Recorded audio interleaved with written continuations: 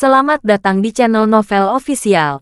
Sebelum kalian mendengarkan novel Pesona Pujaan Hati, jangan lupa like, share, and subscribe. Kalau tidak ku sentil jantung kalian. Hehehehe. Tanpa lama-lama lagi langsung saja kita masuk di alur cerita novelnya. Bab 5711. Charlie bertanya dengan curiga. Tapi, bukankah ada energi spiritual di dunia ini? Vera mengangguk. Menurut apa yang dikatakan Zoe, bagi mereka yang tidak selamat dari malapetaka, energi spiritual tidak ada. Tetapi setelah malapetaka, energi spiritual akan muncul. Charlie bertanya dengan bingung. Kedengarannya tidak realistis. Vera tertawa dan berkata, awalnya, saya juga berpikir itu tidak realistis. Saya pikir itu adalah kesalahan dalam pemahaman saya tentang buku perubahan. Namun, setelah Perang Dunia II, saya berhubungan dengan teknologi modern dan radio. Dan hati saya tiba-tiba menjadi jernih. Reiki mungkin seperti radio frekuensi, yang orang biasa tidak dapat merasakannya dengan tubuh mereka. Namun begitu mereka memiliki kondisi untuk menerima radio, mereka dapat terus menyerap isi radio. Mungkin ini terjadi dengan aura. Charlie melebarkan matanya dan berseru. Jadi, era pengakhiran Dharma mungkin bukan era pengakhiran Dharma. Vera berkata, zaman kehancuran sebenarnya hanya semacam retorika untuk keturunan. Keturunan telah memperoleh metode menembus dan pengalaman dari orang dahulu.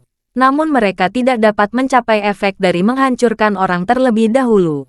Oleh karena itu, keturunannya menyimpulkan bahwa tidak ada lagi energi spiritual di dunia, dan dunia telah memasuki zaman kehancuran.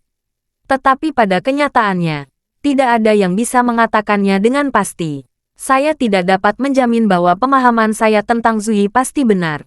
Semuanya hanya untuk referensi. Charlie sedikit mengangguk, mempercayai sebagian besar dari apa yang diucapkan Vera di dalam hatinya. Dia meyakini pernyataan Vera lebih kredibel, yang disebut naik di tempat dan menjadi peri lebih seperti dongeng. Jadi, Charlie mengembalikan topik itu ke naga yang naik, dan bertanya padanya, Nona Lavor, saya tidak tahu bagaimana menilai naga yang naik ini. Kalau saya memberi kamu tanggal lahir ayah saya, dapatkah kamu mengetahui apakah dia seorang naga yang naik? Vera menggelengkan kepalanya dan berkata, saya tidak dapat mengetahui kisi naga naik. Saya baru saja mengetahui keberadaan kisi naga naik dalam pemahaman saya tentang Zoe.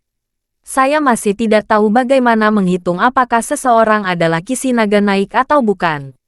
Masalah ini telah dipelajari selama bertahun-tahun. Saya belum dapat membuat terobosan. Sepertinya terjebak dalam tautan tertentu yang tidak dapat saya pahami.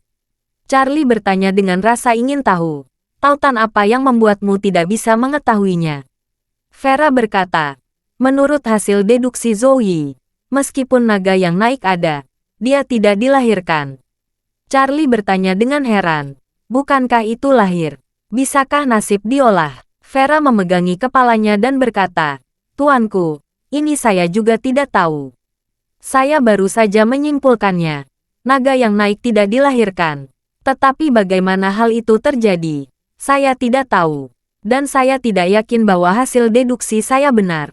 Mungkin juga saya membuat kesalahan dalam deduksi. Berbicara tentang ini, Vera ragu sejenak, lalu memandang Charlie dan berkata dengan suara rendah, Tuanku, ada pepatah. Saya tidak tahu apakah saya harus mengungkapkan atau tidak. Charlie berkata, Nona Lavor, tapi tidak apa-apa untuk mengutarakan. Vera berkata, saya berpikir bahwa ayah muda Tuan seharusnya bukan naga yang naik, dan bahkan mungkin bukan naga. Charlie bertanya dengan heran. Mengapa Nona Lavor begitu yakin? Vera berkata, naga yang naik adalah takdir terkuat yang sulit didapat dalam ratusan tahun. Bagaimana mungkin melihatnya di usia muda? Dan dia dibunuh oleh senior Chardon, yang beberapa peringkat lebih rendah dalam takdirnya. Jangankan naga yang naik yang terkuat dan tertinggi. Bahkan jika naga, kalau lawannya bukan seseorang dengan nasib dan kekuatan yang lebih kuat, selama lawan tidak menyerang dalam kelompok, dapat membuka jalan di pegunungan, membangun jembatan saat menghadapi udara, dan mengubah bahaya menjadi keberuntungan. Kekuatan takdir bukan hanya bicara. Bab 5712. Charlie tidak melakukan banyak penelitian tentang takdir. Buku apokaliptik berisi banyak pengetahuan lain. Satu-satunya hal yang hilang adalah penjelasan tentang takdir. Dia dulu berpikir bahwa hal-hal seperti takdir mungkin seperti sistem kasta di India.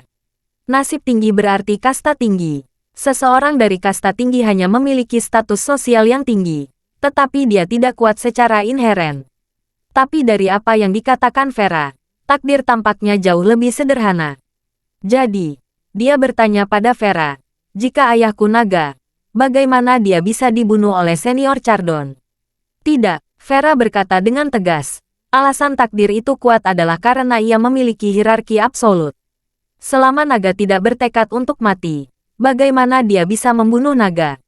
Tuan Muda adalah naga sejati. Meskipun Tuan Muda dikalahkan oleh senior Chardon, takdir juga akan memungkinkan Tuan Muda bertemu dengan saya. Saya memberikan cincin kepada Tuan Muda, dan membantu Tuan Muda melarikan diri. Ini adalah kekuatan takdir yang sebenarnya. Charlie datang. Kalau begitu, ayahku seharusnya bukan naga. Jika tidak, dia tidak akan dibunuh oleh senior Chardon. Memikirkan hal ini, Charlie berkata dengan ekspresi bingung.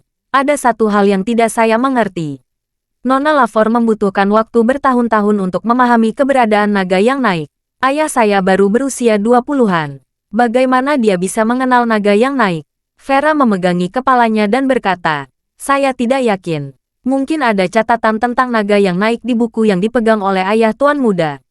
Charlie sedikit mengangguk. Sepertinya penjelasan ini adalah satu-satunya yang masuk akal. Dia ingat Vera mengatakan bahwa naga yang naik tidak dilahirkan. Dan dia bahkan lebih bingung. Jika takdir tingkat atas ini belum lahir, bagaimana bisa dicapai? Charlie hanya merasa bingung dan tidak bisa menemukan petunjuk yang sama sekali. Saat ini, Vera tersenyum dan berkata, jangan terlalu khawatir, tuanku. Saya masih mempelajari kitab perubahan. Mungkin ketika saya memiliki terobosan lain, saya bisa mengetahui apa yang terjadi dengan naga yang naik. Charlie sedikit mengangguk. Selain Vera, dia tidak bisa memikirkan cara lain untuk mempelajari lebih lanjut tentang naga yang naik.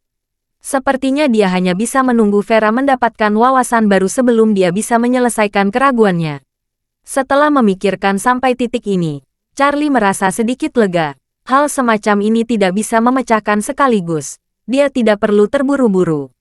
Untuk sementara melupakan pertanyaan tentang naga yang naik, dia berkata kepada Vera, Nona Lafor, saya tidak punya pertanyaan lain. Terakhir kali saya berjanji kepada pria tua ketiga, saya akan memberi mereka kesempatan. Tolong Nona Lafor memanggil mereka. Vera sangat terkejut, dan buru-buru berkata, saya berterima kasih, Tuan Muda, atas nama mereka bertiga. Charlie sedikit tersenyum, dan Vera mengeluarkan ponselnya dan mengirimkan pesan suara ke mereka bertiga. Kalian bertiga datang ke sini. Segera setelah itu, Logan dari Nanyang, Emmet dari Eastcliff, dan Tuan Raven, yang telah mengikuti Vera sepanjang hidupnya, saling membantu menaiki tangga batu dan datang ke halaman Vera. Yang ketiga keluar dari ruangan dengan terengah-engah, dan Tuan Raven berkata sendirian, Nona, kami semua di sini. Vera berkata dengan keras, masuk. Yang ketiga dengan respon cepat, mendorong pintu terbuka dan berjalan masuk. Setelah mereka bertiga memasuki pintu, mereka melihat Charlie duduk di seberang Vera, membuat teh di dekat kompor. Mereka semua melangkah maju.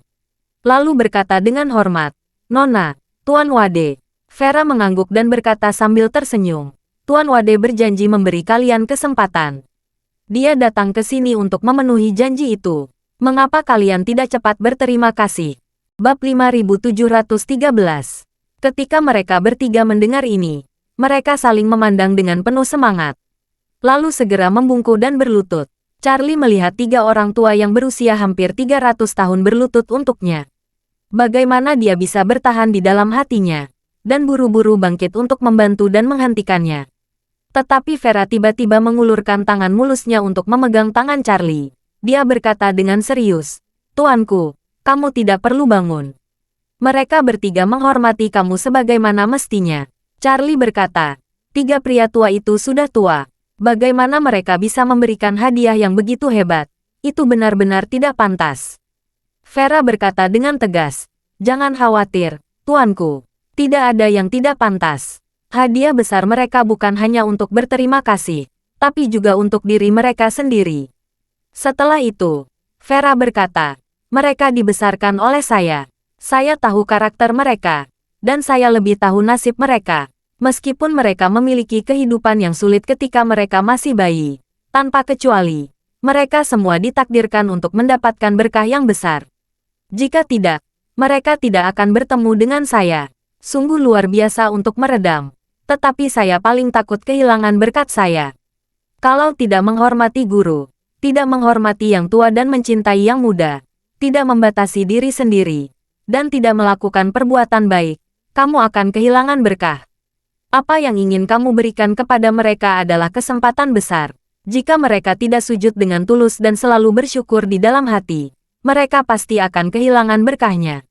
Berbicara tentang ini, Vera tersenyum kecil, memandang Charlie dan berkata dengan serius, jadi, di masa depan, jika kamu bertemu seseorang yang ingin berlutut dan berterima kasih, kamu tidak boleh berhenti. Kalau kamu tidak membiarkan dia jatuh, itu akan merusak berkahnya. Sebelum Charlie sempat memikirkan teori Vera, ketiga lelaki tua itu sudah tergeletak berdampingan.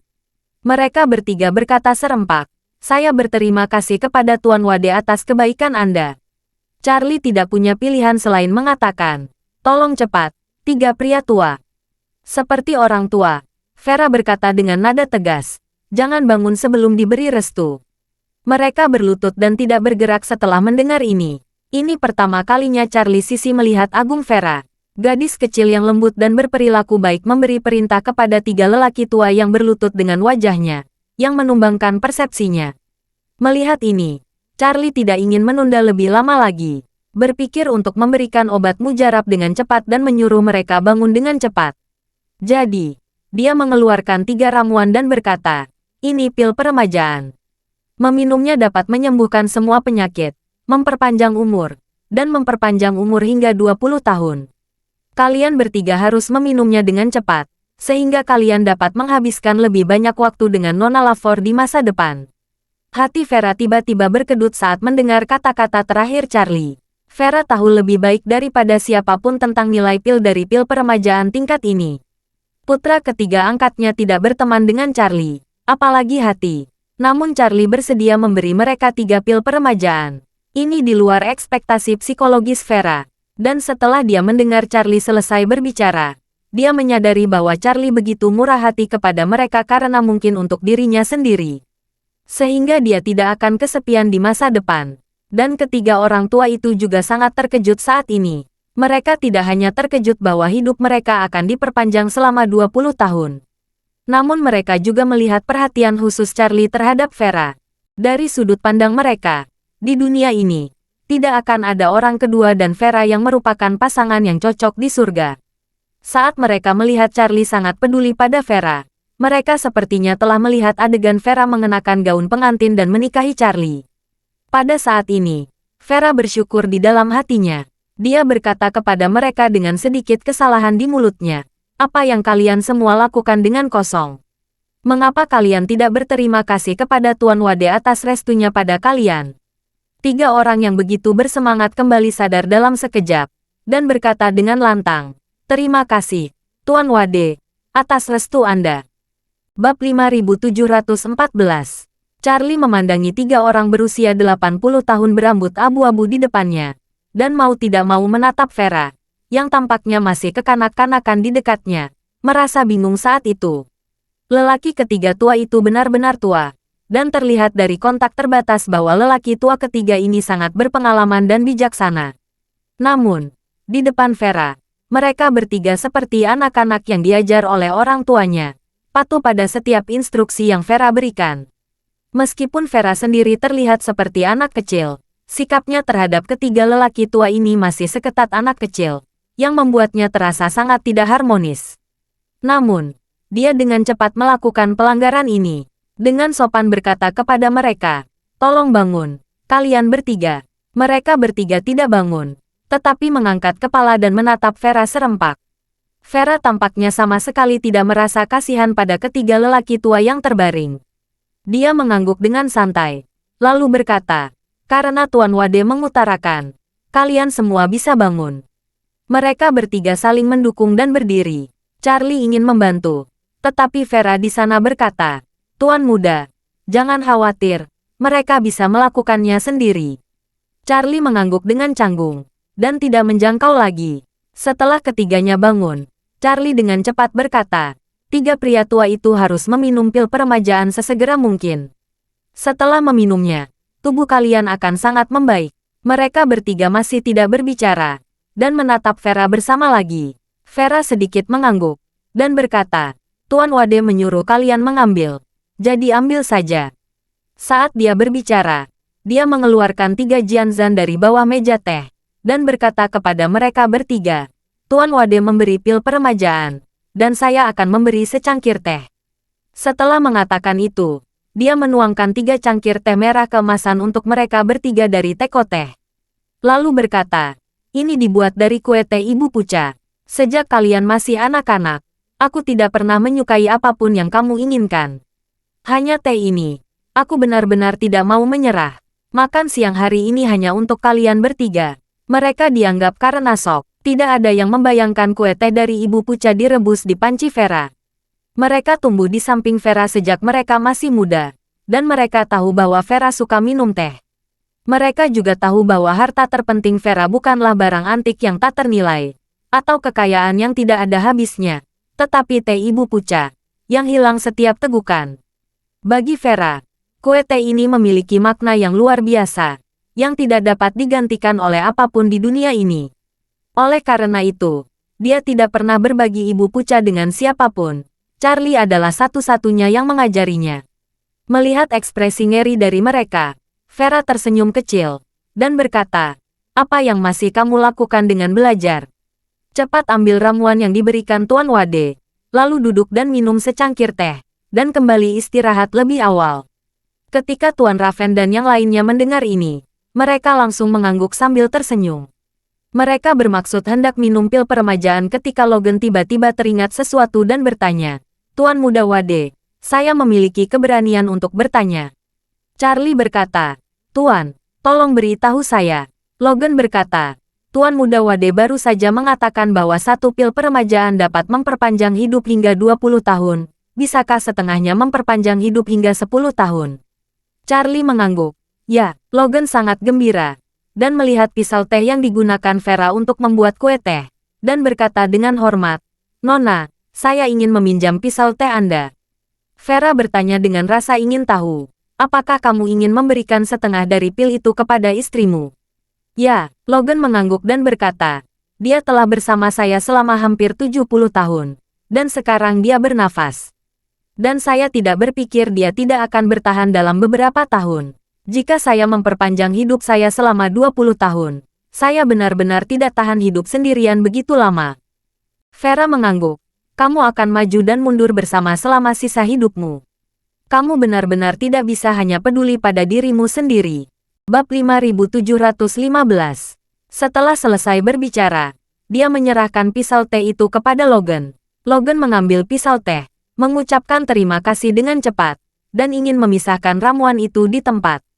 Charlie berkata pada saat ini, "Tuan tua Carrick, jangan repot-repot." Logan sedikit terkejut, dan tanpa sadar menatap Charlie. Charlie telah mengeluarkan pil peremajaan lain saat ini, menyerahkannya kepada Logan, dan berkata, "Aku akan memberikan yang ini kepada istrimu. Tolong berikan padanya." Saat kata-kata ini terucap, bukan hanya Logan yang tercengang, bahkan Vera pun tertegun. Dia tidak pernah berharap Charlie akan mengeluarkan pil peremajaan yang tak ternilai harganya dan memberikannya kepada istri Logan yang belum pernah dia temui sebelumnya. Charlie datang ke Scarlet Pinnacle Villa beberapa kali.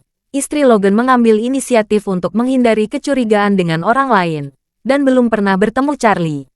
Dan ini juga pertama kalinya Charlie memberikan pil peremajaan kepada orang asing yang belum pernah dia temui. Dia melakukan ini sepenuhnya karena dia berterima kasih kepada Vera karena telah menyelamatkan hidupnya. 3 lelaki tua di depannya semuanya adalah anak yatim piatu yang dibesarkan oleh Vera. Adapun istri Logan, dia pasti seseorang yang lebih dipercaya Vera. Charlie selalu mengingat Vera yang memberinya cincin ajaib dan menyelamatkan nyawanya. Kebaikan ini begitu besar sehingga dia bahkan tidak tahu bagaimana membalasnya. Oleh karena itu, dia sedikit lebih murah hati kepada orang-orang di sekitar Vera. Dari sudut pandang Charlie, kebaikan air yang menetes dibalas oleh mata air. Menilai dari kebaikan Vera untuk menyelamatkan hidupnya, jangankan beberapa pil peremajaan, tidak masalah jika dia membuatkan pil peremajaan untuk mereka. Pada saat ini, Logan, meskipun terkejut dan bersemangat, tidak berani meminum pil tanpa izin.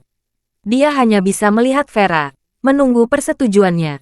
Meskipun Logan tidak tahu mengapa Charlie begitu baik kepada mereka bertiga, dan bahkan pada istrinya, dia tahu di dalam hatinya bahwa semua ini pasti bukan karena mereka, itu pasti karena wanita itu. Dengan kata lain, Charlie begitu murah hati adalah karena wajah Vera. Mereka dibesarkan oleh Vera, dan mereka sangat berterima kasih kepada Vera. Jadi beraninya mereka menyia-nyiakan wajah Vera saat ini untuk keuntungan diri mereka sendiri. Oleh karena itu, apakah pil peremajaan ini dapat diterima tergantung pada izin nona muda mereka. Vera menatap Charlie dalam-dalam, dan hatinya pasti tergerak. Segera, dia berkata kepada Logan, Tuan Muda Wade telah menunjukkan kebaikan. Jangan ragu untuk menerimanya. Berlututlah atas nama istrimu untuk berterima kasih kepada Tuan Muda Wade atas restunya. Logan sangat gembira, dan buru-buru berlutut lagi. Dia berkata dengan tulus, Saya Logan. Terima kasih, Tuan Wade, atas restu Anda. Charlie tidak punya pilihan selain membiarkannya berlutut, lalu menyerahkan pil itu kepadanya, dan berkata, Tuan Carrick, cepat minum obatnya. Baru pada saat itulah Logan bangun perlahan, dan memandangi dua lelaki tua di sampingnya. Dan mereka bertiga memasukkan pil peremajaan ke dalam mulut mereka pada saat yang bersamaan. Keajaiban pil peremajaan sekali lagi tercermin dengan jelas. Tubuh ketiga orang ini mengalami perubahan drastis kembali ke masa lalu dengan sangat cepat. Vera menyaksikan mereka bertiga berangsur-angsur berubah dari tua menjadi jauh lebih muda, dan matanya tidak bisa menahan air mata. Seperti yang dia katakan, setelah berakhirnya Perang Dunia II, semakin sulit baginya untuk menghindari pengejaran dan pembunuhan perkumpulan penghancuran King. Dia tidak terus mengadopsi anak yatim piatu. Omong-omong, Logan dan yang lainnya menjadi satu-satunya buah yang tersisa di antara anak yatim piatu yang dia adopsi. Jika mereka bertiga mati, Vera akan memasuki keadaan kesepian yang sebenarnya. Apalagi ini mungkin kesepian yang berlangsung selama 100 tahun dan tidak bisa dikembalikan sampai mati. Oleh karena itu, meskipun dia selalu bersikap sangat tenang terhadap mereka bertiga, dia sudah memiliki rasa ketergantungan di dalam hatinya. Jika ketiga orang ini dapat hidup selama 20 tahun lagi, itu berarti kesepian dirinya akan berkurang 20 tahun. Bab 5716.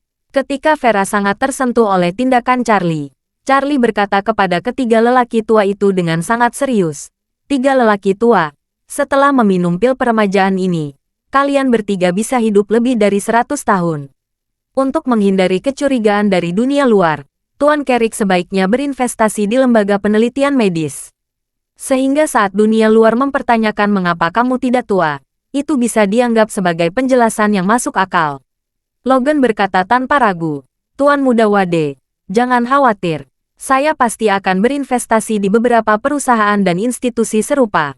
Charlie mengangguk, dan berkata kepada Emmet, "Tuan Sansor berada di posisi tinggi, dan tiba-tiba ada perubahan seperti itu. Kamu juga harus memperhatikannya, agar tidak menimbulkan kecurigaan terlalu banyak orang." Emmet berkata tanpa ragu, "Tuan Muda Wade, saya telah memutuskan untuk tidak kembali ke Eastcliff lagi. Mulai sekarang, saya akan tinggal bersama Tuan Raven dan berada di sisi Nona."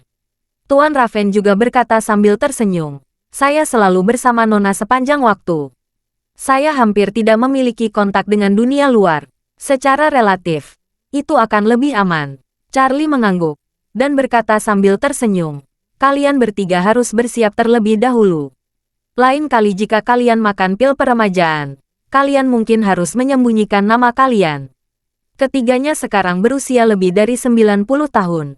Jika mereka meminum pil peremajaan lagi, harapan hidup mereka mungkin 150 tahun. Saat itu, mereka pasti akan menarik perhatian dunia. Dan apa yang dikatakan Charlie membuat mereka bertiga sangat bersemangat. Mereka berpikir bahwa jika Charlie dapat memberi mereka pil peremajaan, itu akan menjadi berkat dan berkah mereka selama beberapa kehidupan. Dan mereka tidak menyangka Charlie telah merencanakan memberikan pil peremajaan kedua untuk mereka. Vera juga sangat gembira saat ini, dan dengan cepat berkata kepada mereka bertiga, "Cepatlah, terima kasih Tuan Wade atas restunya." Charlie melambaikan tangannya, dan dengan cepat berkata, "Lupakan saja. Terima kasih sekali sudah cukup. Aku tidak tahan mendapat banyak terima kasih." Begitu kata-kata itu jatuh, ketiga orang tua itu dengan bersemangat berkata serempak lagi, "Terima kasih, Tuan Wade, atas restu Anda." Charlie tidak berdaya, dan ketika dia tidak tahu harus berkata apa, dia tiba-tiba menerima telepon dari Ishak. Charlie memberi isyarat kepada beberapa orang sebelum menjawab telepon. Ishak berkata di ujung telepon yang lain, "Guru, Boeing 777 yang Anda awasi telah lepas landas lagi dari Buenos Aires." Charlie langsung mengerutkan kening, dan bertanya, di mana rute yang diajukan pihak lain? Ishak berkata, rute penerbangannya sama seperti sebelumnya, terbang ke Australia terlebih dahulu. Hati Charlie tiba-tiba menegang. Dia tidak tahu bahwa saat ini, Buenos Aires, Argentina masih pagi. Victoria, yang tidak meninggalkan stasiun selama bertahun-tahun, sendirian dengan jet pribadi Boeing 777 jarak jauh, berencana pergi ke Myanmar. Mendengar bahwa rute pihak lain saat ini adalah Australia, pikiran pertama di benak Charlie adalah mungkinkah Victoria bisa menebak strategi kota kosong saya.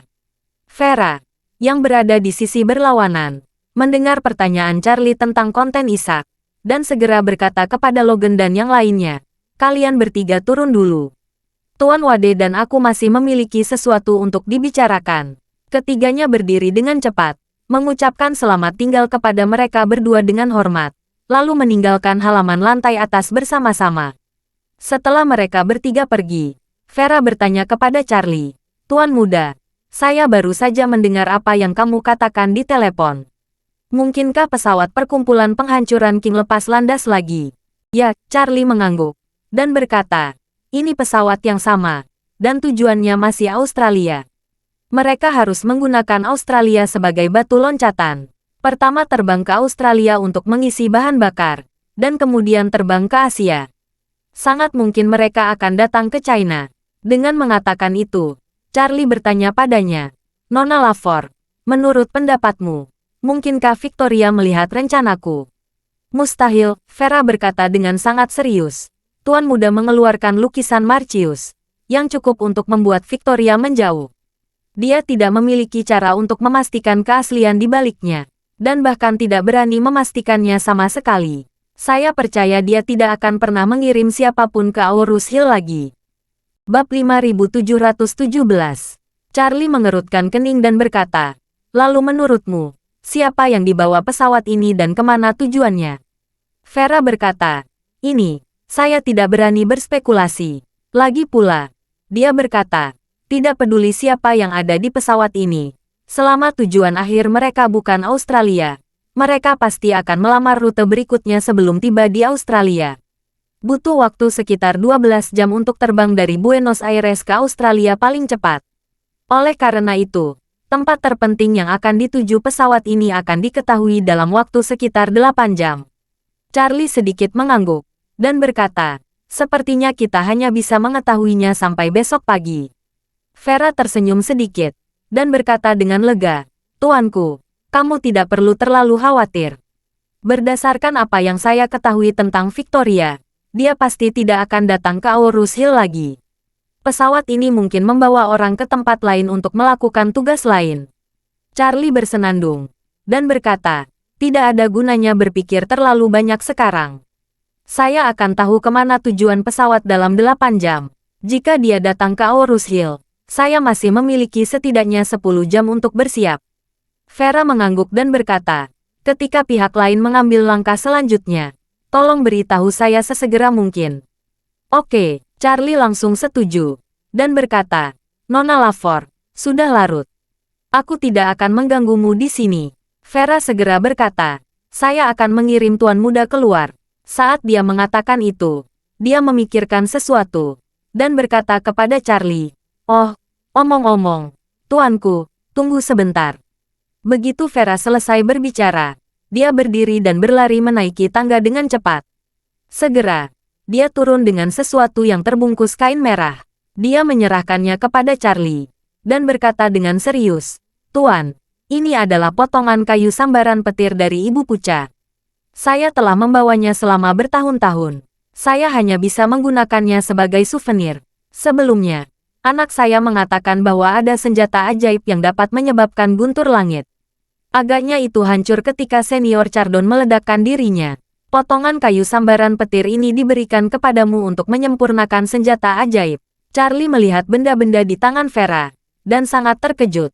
Awalnya, dia bertanya-tanya di dalam hatinya apakah dia bisa membuat Vera, ibu dari Puca, datang. Bagaimanapun, ini adalah pohon teh yang selamat dari malapetaka. Tidak hanya mendalam dengan caranya sendiri, tetapi juga pohon sambaran petir disambar petir dari bencana. Jika digunakan untuk menyempurnakan petir, kekuatannya pasti akan jauh lebih besar dari petir sebelumnya. Kebetulan dia tidak memiliki senjata ajaib sekarang, hanya cincin Vera yang tersisa, dan dia sangat membutuhkan senjata ajaib yang dapat digunakan untuk menyerang. Kayu sambaran petir Vera datang pada waktu yang tepat, dan itu dapat memenuhi kebutuhan mendesak dirinya.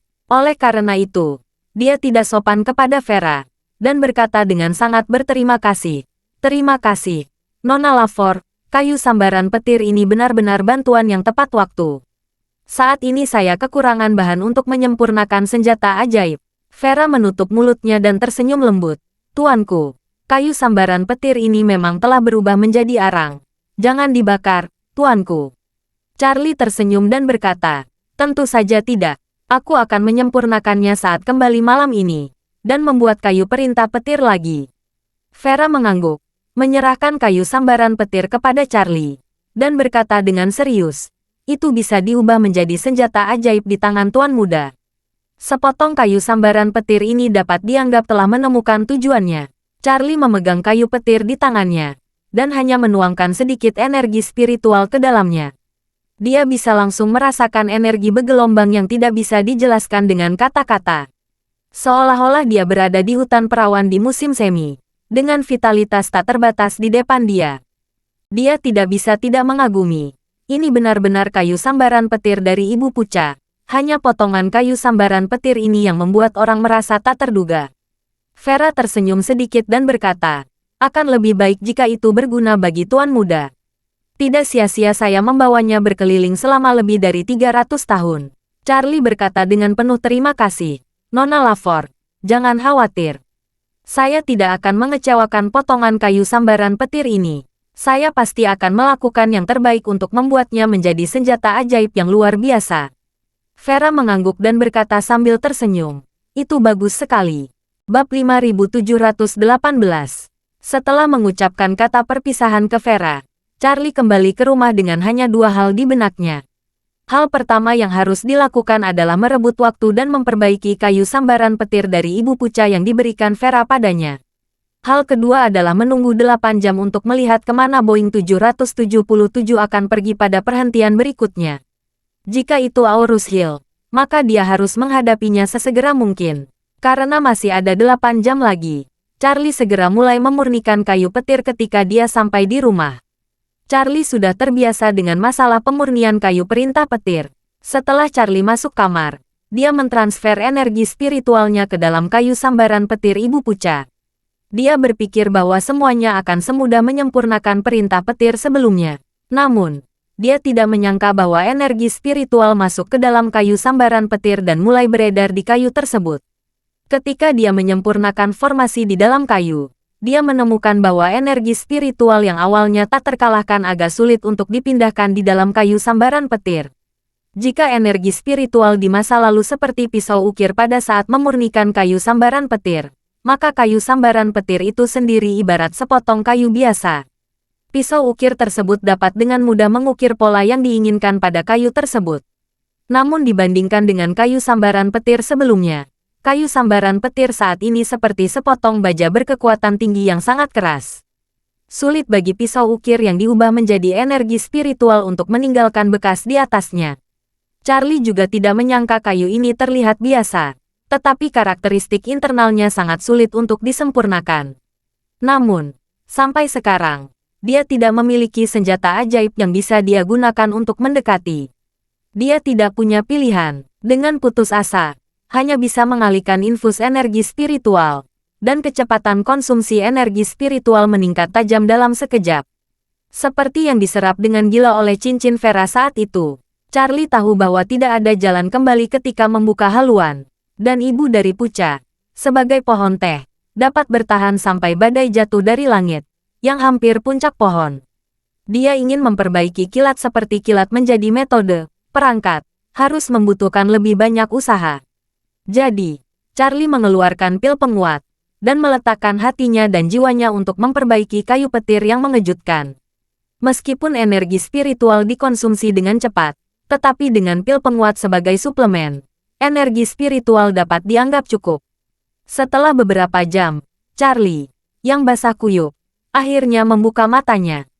Kayu sambaran petir setebal lengan orang dewasa di tangannya sudah disempurnakan menjadi serangan petir berukuran kelapa sawit. Seluruh tubuh kayu sambaran petir ini adalah jet black, memancarkan kilau metalik yang samar, dan teksturnya sangat baik. Benar-benar tidak mungkin untuk mengatakan bahwa itu terbuat dari kayu. Memegang petir di tangannya, Charlie bahkan bisa merasakan perasaan redup guntur dan kilat mengalir di dalamnya. Perasaan itu seperti berdiri di pantai di malam hari, melihat awan gelap di kedalaman lautan, dan guntur dan kilat berkedip dan menderu di seluruh laut. Tidak hanya memiliki bidang pandang dunia yang sangat luas, tetapi juga memiliki perasaan melonjak bahwa langit dan bumi terhubung secara keseluruhan dengan kilat, yang ganas dan mendalam.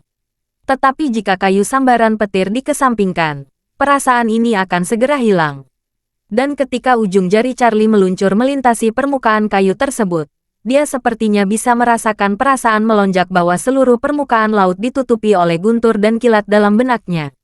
Charlie tidak bisa menahan napas di dalam hatinya. Kekuatan kayu ini mungkin jauh lebih kuat dari yang sebelumnya. Tepat ketika dia sangat bersemangat tentang kayu sambaran petir yang baru difasilkan, Isaac meneleponnya lagi dan melaporkan. Guru, Boeing 777 telah mengajukan rute dari Melbourne, Australia ke Mandalay, Myanmar. Mandalay. Charlie mengerutkan kening dan bertanya, apakah berita itu akurat? Akurat, Isaac berkata dengan tegas. Saat ini, rute penerbangan yang dilaporkan ke Departemen Kontrol Lalu Lintas Udara Australia adalah dengan Mandalay.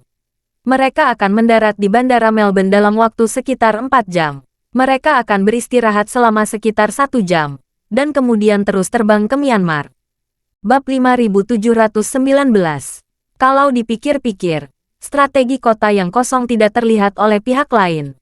Namun, dia juga sangat bingung. Tidak mengerti mengapa perkumpulan penghancuran King tiba-tiba mengirim pesawat ke Burma. Jadi, Charlie melanjutkan situasi yang dilaporkan oleh Isaac ke Vera. Ketika Vera mendengar bahwa pesawat dari dinasti King akan berangkat ke Burma, dia sedikit terkejut. Lalu dia berkata, mengapa Victoria tiba-tiba mengirim seseorang ke Burma saat ini? Charlie berkata, mungkin Burma yang ditempel di sana. Vera berkata dengan curiga. Menurut karakter Victoria, dia pasti sangat berhati-hati dan cemas saat ini. Dia pasti akan membuat seluruh organisasi memasuki keadaan diam. Mereka semua akan beroperasi secara independen dan menjaga ketenangan mutlak. Victoria bahkan lebih kecil kemungkinannya mengirim orang dari markasnya. Charlie merasa bingung ketika analisis mendengar Vera. Dia berkata, jika demikian, kantor gubernur tentara Tiongkok pasti tidak berada di Myanmar. Apa niat Victoria mengirim orang ke Myanmar? Vera diam sesaat, lalu tiba-tiba berkata, bagaimana jika Victoria sendiri yang pergi ke Burma? Victoria sendiri? Charlie bertanya-tanya dengan terkejut. Mengapa Nona Lafor menebak demikian? Vera berkata, alasan utamanya adalah intuisi. Saya selalu merasa bahwa strategi kota kosong Tuan Muda pasti akan menakuti Victoria. Dalam hal ini, dia tidak akan mengerahkan pasukan lagi. Karena pesawat berangkat ke Myanmar begitu cepat, kemungkinan yang paling mungkin adalah Vera sendiri yang pergi. Charlie bertanya, menurutmu, apa yang akan dilakukan Victoria di Myanmar? Vera berpikir untuk beberapa saat dan berkata, kalau saya tidak salah, kemungkinan besar dia akan melewati perbatasan Myanmar dan memasuki Tiongkok dari perbatasan Yunnan-Myanmar. Charlie berseru, Victoria akan datang ke Tiongkok. Apakah dia akan langsung pergi ke Aorus Hill? Tidak, Vera berkata. Victoria pasti tidak akan datang ke Aorus Hill secara langsung. Saya curiga tujuan datang ke China adalah pergi ke Yunnan Selatan, dan kemudian pergi ke Siwandasan. Setelah itu, Vera melanjutkan, Victoria telah berusaha menemukan harta langit dan bumi dan alat-alat ajaib dan obat-obatan yang ditinggalkan oleh guru selama bertahun-tahun. Dan sekarang lukisan guru itu tiba-tiba muncul di Aorus Hill. Dia pasti akan diam-diam pergi ke Siwandasan. Vera berpikir sejenak dan kemudian berkata, mungkin dia ingin pergi ke Yunnan Selatan dulu, lalu pergi ke Gunung Siwandasan. Bagaimanapun, dia dan ayahku berperang melawan dinasti Qing di selatan Yunnan. Setelah ayahku terluka parah dan meninggal olehnya, saya menguburkan ayahku di selatan Yunnan. Dia selalu sangat membenci ayahku. Dia pernah menggali kuburan kosong yang saya bangun untuk ayahku sendiri. Mungkin kali ini dia merasa terstimulasi dan ingin mengunjungi kembali tempat lamanya. Berbicara tentang hal ini, Vera menambahkan, Victoria masih memiliki waktu lebih dari 10 jam untuk tiba di Myanmar. Diperkirakan dia tidak akan memasuki Tiongkok melalui jalur konvensional. Kemungkinan besar dia akan memasuki Tiongkok secara diam-diam melalui perbatasan. Dalam hal ini, dia pasti akan melintasi dengan berjalan kaki, melintasi perbatasan, dan Mandalay masih berjarak lebih dari 300 km dari perbatasan. Bahkan jika dia tiba di dalam mobil dan kemudian berjalan kaki, akan memakan waktu setidaknya beberapa jam untuk memasuki Yunnan Selatan. Dengan cara ini, masih ada 20 jam periode jendela. Charlie bertanya titik jendela. Nona Lavor mungkin ingin memanfaatkan waktu ini untuk pergi ke Yunnan Selatan. Bab 5720.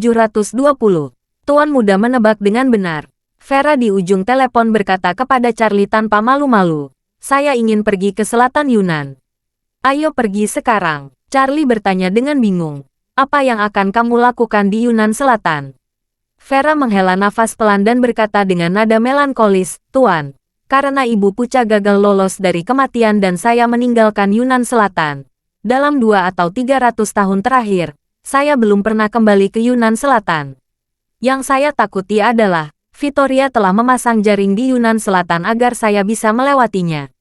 Setelah mengatakan itu, Vera menambahkan, Komandan Angkatan Darat kelima Victoria seharusnya memasuki keadaan hening. Bahkan jika dia masih memiliki mata-mata di Yunnan Selatan, saya khawatir mereka semua telah mundur ke Tiongkok saat ini. Di mana istana gubernur militer? Atau hentikan semua penyelidikan dan tunggu proses. Sekarang saat yang tepat bagi saya untuk kembali ke Yunnan Selatan. Charlie berkata, Nona Lavor, tolong jangan anggap enteng. Dirimu lebih penting daripada Victoria. Kalau kamu kembali ke selatan Yunnan dan dia menyimpan jaring untuk menangkapmu, kamu akan berada dalam bahaya besar. Vera tersenyum dan berkata, Tuan Muda tidak mengenal Victoria. Kalau kamu mengenalnya, kamu akan tahu. Dia sangat berhati-hati. Takut identitasnya akan terungkap di depan anggota non-inti. Oleh karena itu, jika dia pergi ke Yunnan Selatan, anggota yang telah ditempatkan di Yunnan Selatan pasti akan mundur dari Yunnan Selatan terlebih dahulu. Saat ini, dia memiliki lebih dari 20 orang tersisa. Kita dapat mencapai Yunnan Selatan dalam 1 jam. Sekarang Yunnan Selatan pasti menjadi zona vakum bagi perkumpulan penghancuran Qing. Charlie bertanya padanya, untuk apa Nona Lavor pergi ke Yunnan Selatan? Vera berkata dengan suara sedih, saya ingin beribadah di makam ayahku. Saat itu, aku menguburkan pakaian ayahku di gunung dekat rumah nenekku. Itu hanya membuat Victoria bingung. Abu ayahku diketahui dikuburkan di tempat yang hanya oleh diriku sendiri. Saat dia mengatakan itu, Vera berkata lagi, sebenarnya, saya juga ingin pergi ke tepi Danau Tianqi. Itu juga tempat Ibu Puca gagal melewati kematian. Vera segera tersenyum dan berkata, perhentian pertama Victoria di Yunnan Selatan kemungkinan besar adalah tempat makam ayahku berada. Yunnan Selatan sangat besar, dan akan memakan waktu setidaknya beberapa jam atau bahkan lebih lama untuk tiba di sana. Dengan cara ini, teoritis periode jendela akan lebih lama dari yang diharapkan. Kalau saya bergerak cukup cepat, tidak akan ada masalah untuk menyelesaikan 2 tempat ini. Bahkan jika waktunya bertepatan dengan Victoria, tidak akan berpapasan di Yunnan Selatan yang luas. Charlie mendengar nada tegasnya, dan berkata tanpa ragu, karena Nona Lavor ingin pergi ke selatan Yunnan, saya akan pergi dengan Nona Lavor. Kita berangkat sekarang. Dan cepat kembali. Vera bertanya dengan heran. Tuanku, kamu ingin menemaniku ke selatan Yunan? Ya, Charlie berkata dengan tegas. Aku tidak khawatir kamu pergi sendirian. Kamu tidak bisa membiarkan orang ketiga pergi bersamamu, bukan? Vera terkejut. Tetapi dia berkata dengan cemas. Tuanku, saya tidak takut pada Victoria. Itu karena saya tidak memiliki aura di tubuh saya. Kecuali Victoria mengenali aku. Selama dia tidak melihat wajahku, dia tidak akan tahu siapa saya. Setelah mengatakan ini, Vera mengubah topik pembicaraan dan berkata dengan serius. Tuan muda berbeda. Kamu memiliki energi spiritual, dan kamu memiliki cincin dan artefak magis lainnya yang diberikan guru mereka kepada ayahku. Kalau kamu berada dekat dengan Victoria, kamu mungkin akan terlihat oleh Victoria. Tidak apa-apa, Charlie berseru. Aku akan mencari Ruby dulu. Dia tahu bagaimana menyembunyikan napasnya. Malam itu di Willow Villa, dia mengikutiku dan senior Chardon sepanjang jalan, dan aku tidak menyadarinya sekalipun. Kalau dia bisa ajari aku metode menyembunyikan napas, aku tidak perlu khawatir ditemukan oleh Victoria. Ini, Vera ragu-ragu. Tuanku, Victoria mengajarkan mentalitas Ruby. Jika dia memiliki cara untuk melihat, bukankah itu masih sangat berbahaya? Terima kasih sudah mendengarkan cerita novel Pesona Pujaan Hati. Sampai jumpa di novel selanjutnya.